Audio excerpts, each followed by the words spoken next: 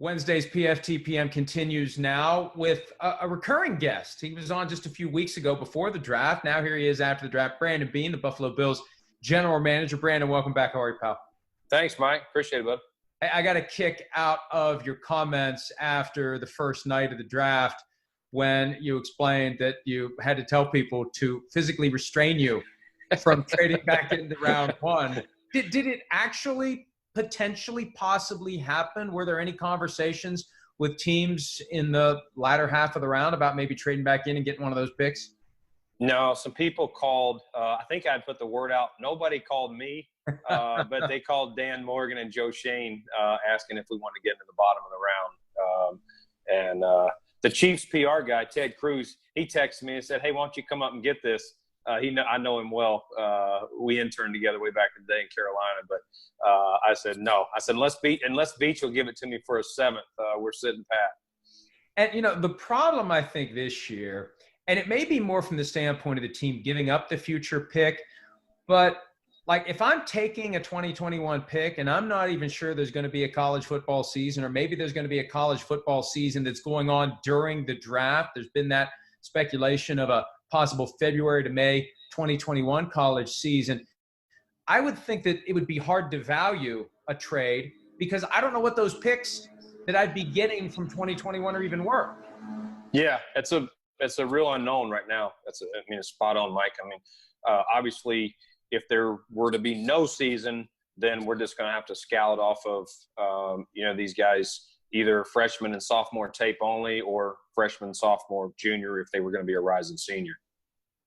And I think some guys that may have remaining eligibility may not even enter the draft. You're going to have a lesser pool potentially, and they may give all these guys another year. Guys that otherwise would be out of eligibility may be able to come back for one more year. You may have a much more limited selection of players even entering the draft than you would in other years. Yeah, it'll be interesting because I do think, to your point, if a lot of guys are going back, they don't like their stock and they're going back. Some other guys that are lesser players may say, "Ooh, I better go now. That receiver that was rated ahead of me, he's going back. He'll only be ahead of me next year, so maybe I should go ahead." So a lot of unknowns, to your point, but it never really came up, for us to look to add a future pick for next year. So or to give one up. I definitely wasn't doing that. But and some folks may be wondering, well, how big of a deal is it? Think about it. If the 2019 college football season hadn't happened, where would Joe Burrow have been drafted, right? He had a dramatic increase in his play from 2018 to 2019. He wouldn't have been the first overall pick. It would have been Tua, without question. Yeah. And he wouldn't have been injured. There wouldn't have been any questions about his health, and that would have been that. And everything would have gone. There's some alternate reality out there where it happened, where there wasn't a 2018 season, and Tua was the first pick, and Burrow was maybe a fifth rounder. Yeah, there's always those stories of guys that even Baker, the year before, if people were, we were taking a look at Baker and through the draft process when I was in Carolina, and we didn't have, if he were to come out, and we didn't have the type of grade of number one overall pick or anything like that. I think he was more considered, a second to third rounder if he were to come out. So to your point, Mike, there's a lot of guys that they need that next year to give them that bump to the first round. And, one of the things that Chris Sims complains about from time to time, a guy who would have been a very high pick if he'd come out a year early, stays a year, and for whatever reason, there's a perceived reduction in his performance. And the example that Chris used today was Drew Lock, the Broncos quarterback. He stayed that extra year. Things changed around him. He got blamed for the fact that the team wasn't as good. And it's, already pretty clear that he's a good to very good quarterback in the NFL. How hard is it to ignore what that extra year does to a guy when, if he had been out a year earlier, he would have been regarded much more highly? From your perspective, how do you parse all that out? No, it's real. Look at Tua's situation. Everybody was saying this year, a year ago, that teams were tanking for Tua, or he was the number one pick. Look at the young man at Clemson right now. If we had a draft tomorrow, everybody and their mother's going to tell you he's the number one pick. But what happens this season? Does he regress, or does he have something like what Tua, where he has a setback and doesn't play the whole year? There's all sorts of scenarios and unknowns. So that's a fair point, because, if the kid from Clemson would have come out this year, would he have been the number one pick this year, even though people are already slotting him as number one, in 2021. So that's very real. I don't know the right answer to it. You have to, when you try and evaluate, you try to do it in totality the best you can and take all the facts that and to his point, obviously durability, he's a very good player. I think durability was the question, which is why Miami, was able to select him at 5 versus having to trade up to 1, which a year ago they probably would have had to do. You had a quarterback slide down to round 5, Georgia's Jake Fromm. What was your analysis? Were you watching him as you fell, and did you know there's a certain point where you just can't say no, even though you've got Josh Allen, you've got to go ahead and grab this guy? It's too much of a value in round 5. Yeah, he was not in our plans, Mike. He really wasn't.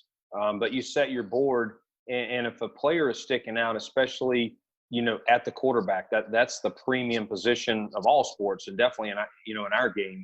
And so we had a pretty good grade on Jake, and he was clearly sticking out on our board, the highest player. And unless you've got 3 guys that you're going, man, we're set for years to come, why would you ignore the premium position? And that's why we selected Jake. And he's a winner. And if you look at what he did, he held off Eason, who ended up transferring, and then he held off Justin Fields, who's at Ohio State. So he's got to have something to him. He's very smart. He scored very high on the Wonderlic. If he had all the measurables, he's 6'5" with a cannon arm, this would have been a guy that would have been talked about a lot higher. Obviously, he's got a lot to prove. And listen, this is nothing at Josh Allen or even Matt Barkley. This was just a player on our board, like we do at any other position, that had we had a high value on him, and we decided to choose him. And I spent a lot of time yesterday talking to Howie Roseman, the Eagles GM, about the mindset behind their decision to use a second-round pick on a quarterback, Jalen Hurts. And I think he was a bit flabbergasted by the local reaction, because from his perspective, it's simple. You've got a quarterback. Your quarterback can get injured. You've got to have somebody that you trust to come in and get it done, because look at what happened to the Chiefs. They win a couple of games without Patrick Mahomes. If they lose one of those games, they don't have the number 1 seed in the postseason. They're not winning the Super Bowl. From your perspective, how much of a factor is it that Josh Allen, he hasn't missed a lot of time, but he has been banged up a little bit. He's got that physical style. Do you feel more compelled to have a quality option behind him because there's a greater risk maybe that he's going to get injured than a more traditional pocket guy that isn't going to be moving around as much? Yeah, that's real. And, we do have more design runs with him than, the Patriots had with Tom Brady or the Packers have with Aaron Rodgers and some of these guys. So that is part of Josh's game right now as he continues to develop, his skill set as a pocket passer. So it is important. And again, I think Matt Barkley has done a really solid job. He is going into his last year, and we'll see after the season whether we would extend him or not. But Fromm just gives us a young player at a very good value for 4 years. And again, it was too easy to pass, too hard to pass up, with where we had him, with him falling to the 5th round. Yeah, to AJ Epenesa fall to in round 2. He's a guy some thought was going to be a first rounder. I'm trying to envision how your thought process is going as he's going farther and farther. I mean, was it screaming out to you that there was a chance this guy was going to be gone?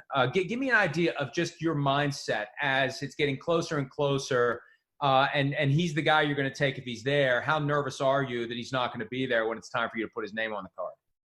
Yeah, if you've got a guy, on your board sticking out or anything like that, until you see the pick is in from, the team in front of you, you are sweating it. And in that round, we had it seemed like a lot of offense went, starting the day, we had some options on defense and some options on offense. And it seemed like out of the gate, these guys went pretty quick, some of the offensive guys. And it seemed like as we were getting, 4, 5, 6 picks away, it was looking more and more like it was going to be a defensive option, with AJ, as one of those. And by the time we were on the clock, he was definitely the easy and the right selection for us. You've got a great defense as it is. What do you see him bringing to it? Yeah, I think you look at he's a sack producer. That's what he's done the last 2 years. He's long. This guy's 6'5". He's got 34.5-inch arms. He's two high 260s, 270. I think he can fluctuate his weight however we want him. I love his hand game, his hand use, and the thing is, he's versatile. That's probably the best thing. We love to have versatility, down the line with guys that can play on. For us, he'll be a left defensive end, but on sub downs, we do see the possibility for him to come inside and be a nickel rusher. And he had sometimes you're projecting, Mike, that these guys can do it. If you watch him, just as much of his production was inside as it was on the outside. So it's not something that we have to see. Oh, we'll take a C and look at it when we get here. We've had guys before that you try that and they get inside it, and it's a different game and they're in different fields. So looking forward to his versatility and his production. When we talked before the draft, we had a conversation about Devin Singletary, who was a rookie running back last year, what you envision his role to be. Now you add another running back in Zach Moss. Give us an understanding of how you think the work will be divided between those two guys. Yeah, I mean, Devin is our starter, and that's what I think we talked about a few weeks ago. He's our guy, and if we got a back to complement him, great. We felt very good with Devin and TJ Yeldon as our back. But again, our board stood out and said, take Zach Moss. And so I do think Zach brings a complementary skill set to Devin. Devin is more of a space player. He's going to cut and make you miss.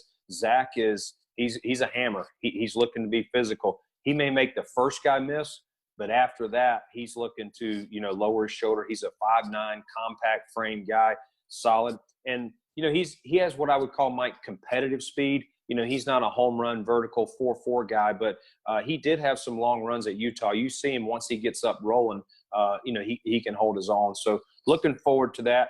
In the pass game, Devin's probably a little bit better right now, but this guy didn't drop a lot. He just wasn't used. He was used more in the screen and the little flares out there.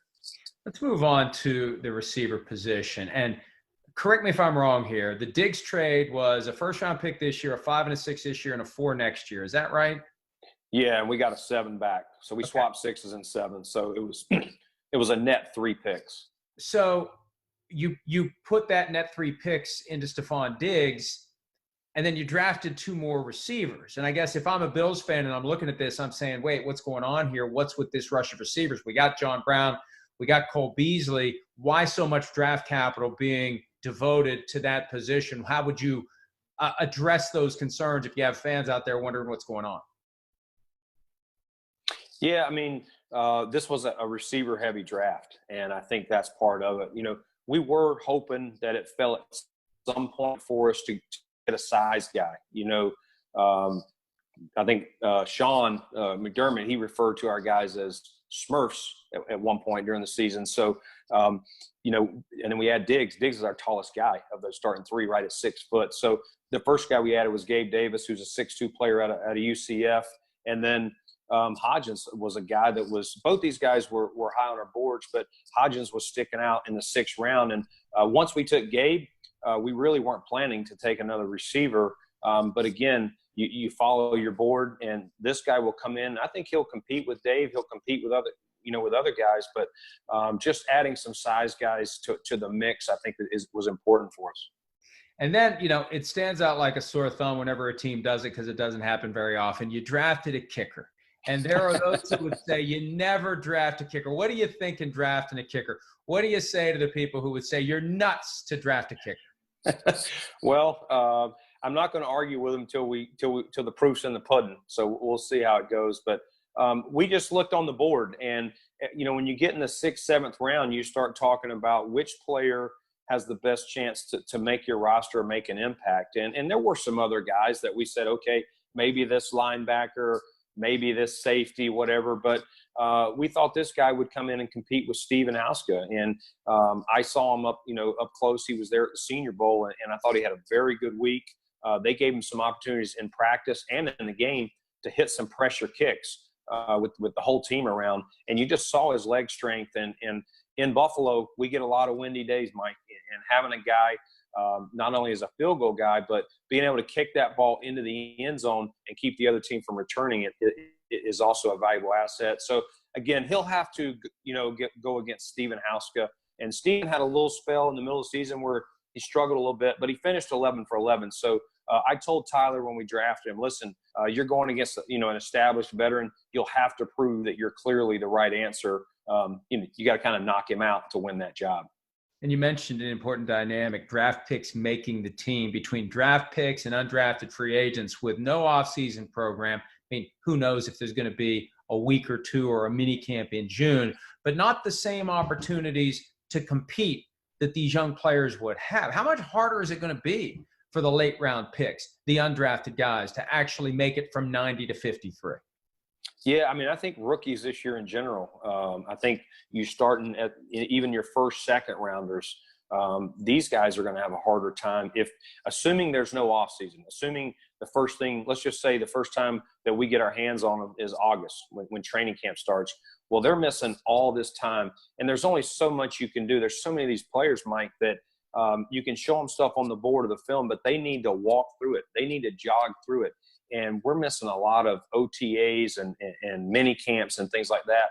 And so you're definitely, I remember back to the lockout year, and that's kind of how we're approaching it here is what can we do with these guys to help them be as advanced as possible if it's not till August till they're here. And I think if you go back to 2011, Mike, there were a lot of rookies that didn't get the trust of the coaches right out of the gate that were drafted high. So I do think, even later in the draft, those guys will have a harder time making your roster, and obviously the undrafted guys. So the undrafted guys, the main thing will be if they don't make your roster, are they good enough to be on your practice squad?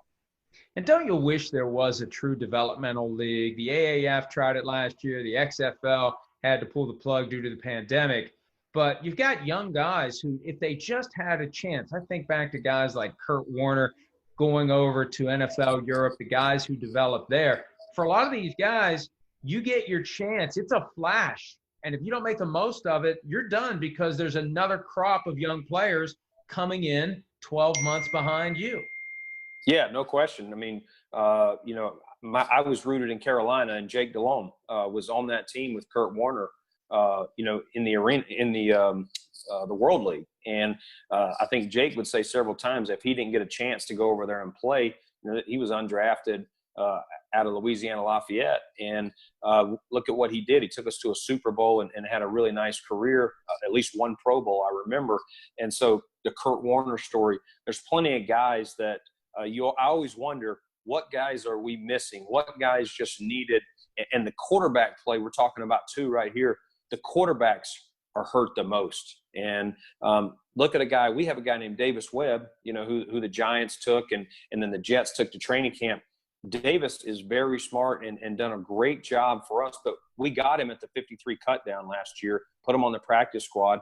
And so he's running scout team all year.